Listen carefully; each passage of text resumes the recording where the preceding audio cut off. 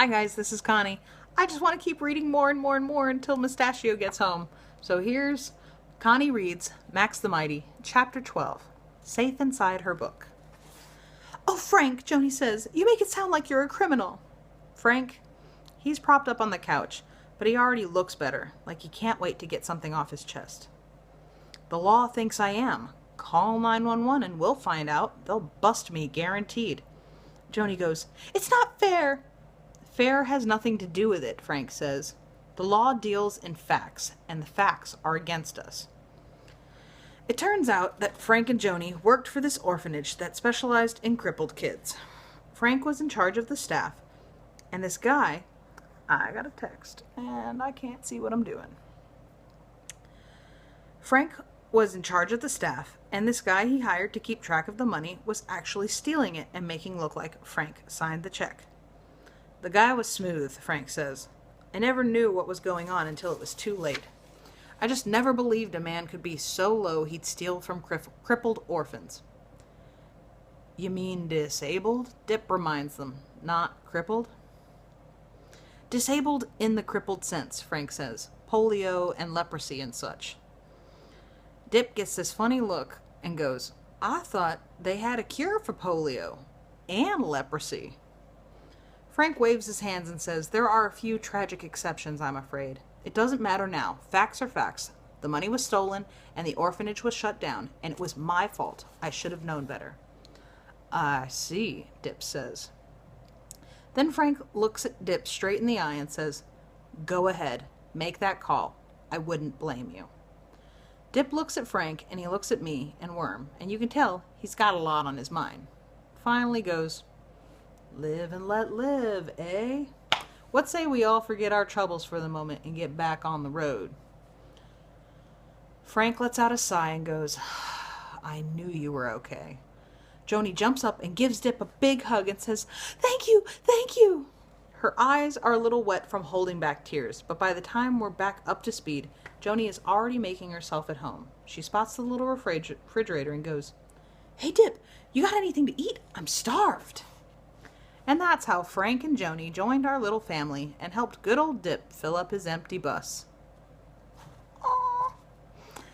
Worm goes back to her books. She's got a bunch of paperbacks in her backpack, and she tells me she's done with A Wrinkle in Time for now, and she's into these stories called the Earthsea Trilogy.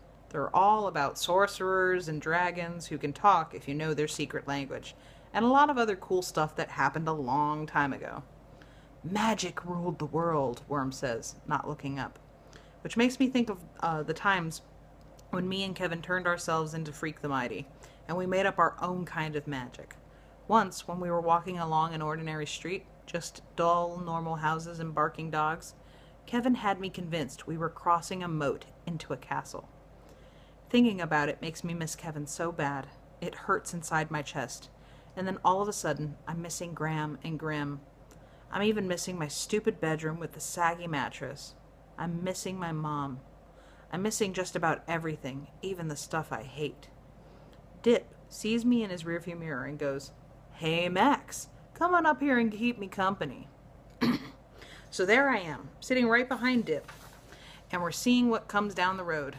For a while, we're going through a place where there are tons of big refineries and factories alongside the highway, and a funny yellow light that makes it look like the sky is burning real slow.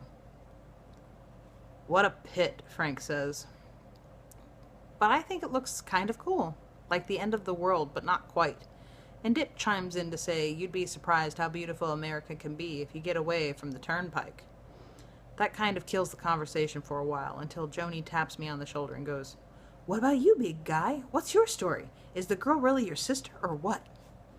I decide the best thing to do is to keep my mouth shut about how we're looking for Worm's father, because the way Joni is looking at me, so kind and curious and helpful, I'd probably tell her the truth and get us into trouble. She goes, "The silent type, huh? You're keeping a secret, is that? Come on, share it with Joni." Frank, he's stretched out on one of the crutches with all of the pillows to he's stretched out on one of the couches with all of the pillows to ease the pain. "Leave him alone," he calls out. "He'll talk to us in his own good time. Won't you, kid?" Meanwhile, Dip keeps on driving. like his hands have melted to the wheel, and he can't let go even if he wanted to. He's humming a little song to himself, and it sounds like the tires humming under us, and the wind that's blowing his old prairie schooner across America.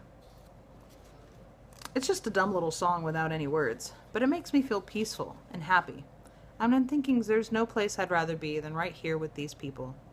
Like we're all sharing something none of us can talk about, or it'll disappear. Like we really are safe and nothing can touch us. Maybe Worm is right. Maybe there is magic in the world, if you think about it.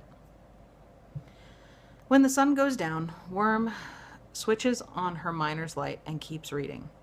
I'm kind of dozing off, but listening to the hum of the tires and that old bus engine purring along. I'm awake enough to see Joni settle down on the couch next to Worm. "Must be a good story, huh?" she says. Worm shrugs, but doesn't say anything, and she won't look up from her book. "I bet you've got a story of your own to tell," Joni says. "You want to talk about it? Just us girls?" Worm ignores her and keeps reading. "I'm here," Joni says, her voice going soft. "Whenever you're ready, I'm here." There's something in her voice that makes me not quite trust her, but I don't need to say anything to Worm. I can tell she feels the same way.